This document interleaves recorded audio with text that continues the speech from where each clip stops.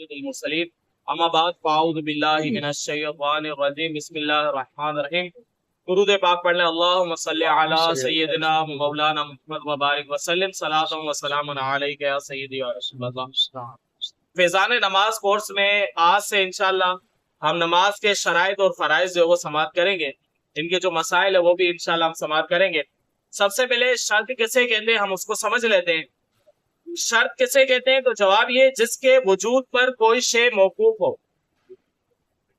اور وہ شے کی ماہیت یعنی حقیقت سے جو خارج ہو.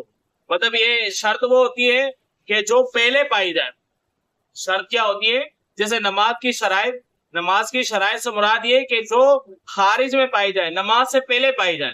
طہارت ہونا، ستر عورت، استقبال قبلہ، جو شرائط ہے یہ شرائط کیا ہے؟ یہ بار پانی چاہیے. نماز کے بار یہ شرائط جو ہے وہ لازمی ہوتی ہے. فرض کسے کہتے ہیں؟ فرض وہ ہے جو کسی چیز کی ماہیت یعنی حقیقت میں شامل ہو. اب ان دونوں میں فرق کیا ہوا؟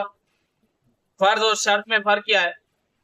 جواب دیا کہ کسی شے کے شرط اور فرض دونوں اس کے لیے ضروری ہوتے ہیں. کرنے تو دونوں ہیں، دونوں ضروری ہے. فرق یہ ہے کہ شرط شے سے باہر ہوتی ہے، جیسے نماز کی شرائط نماز سے باہر، اور فرض ہے وہ اس کے اندر. یہ جو وہ فرق ہے شرط اور فرض کا. شرائط باہر پائی جاتی ہیں اور جو فرائض ہیں وہ اندر جو پائے جاتے ہیں. اب صحت نماز کی کتنی شرائط ہے اور کون کون سی ہے وہ ہم سماعت کر لیتے ہیں.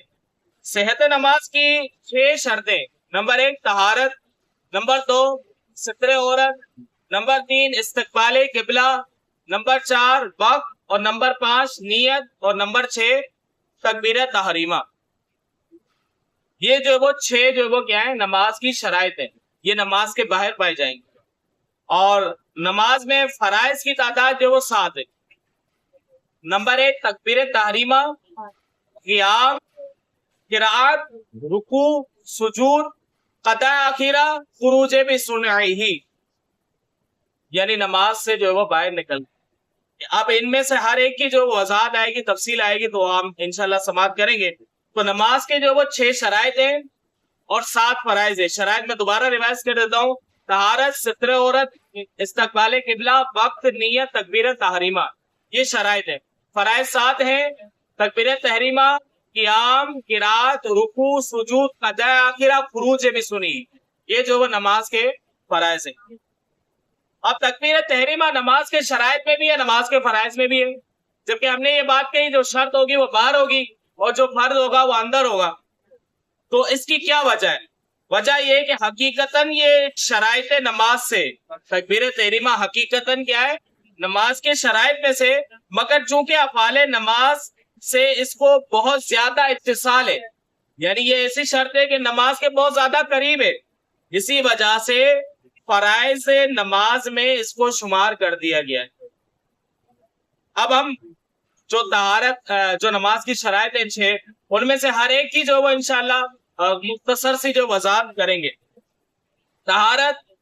طہارت سے کیا مراد ہے؟ نماز میں طہارت شرط ہونے سے کیا مراد ہے وہ ہم سماعت کرتے ہیں.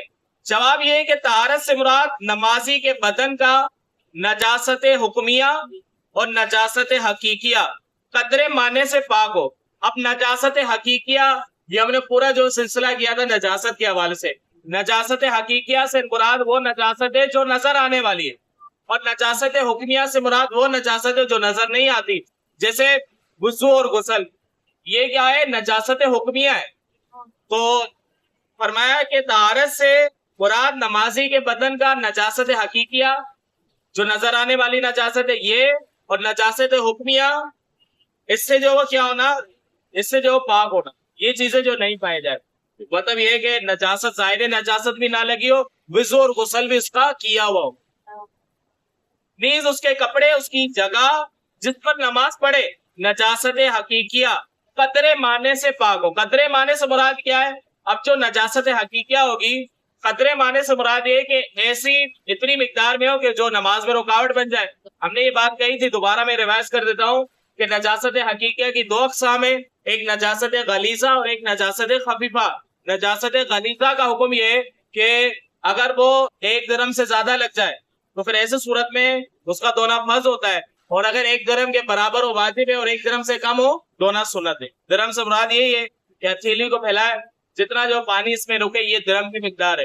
نجاست خفیفہ کا حکم یہ ہے کہ نمازی کے کپڑے یا بدن پر جو ہے وہ اگر چوتھائی کی مقدار سے زیادہ لگ جائے یا چوتھائی کی مقدار میں لگ جائے تو پھر ایسے صورت میں اس کا دھونا جو ہے کیا ہے، فرض ہے، اور اس سے کم ہو تو دھونا جو ہے وہ سنت ہے۔ تو یہ جو ہے وہ دو طریقہ کار تھے نجاست حقیقہ اور حکمیہ کا، دونوں کا حکم جو ہم نے سماعت کیا۔ اب مزید بھی مسائل ہیں طہارت کے حوالے سے، وہ انشاءاللہ ہم اگلی نشست میں سماعت کریں گے۔ اللہ رب العزت ہم سب کو سن کر اس پر عمل کرنے کی توفیق عطا فرمائے، آمین۔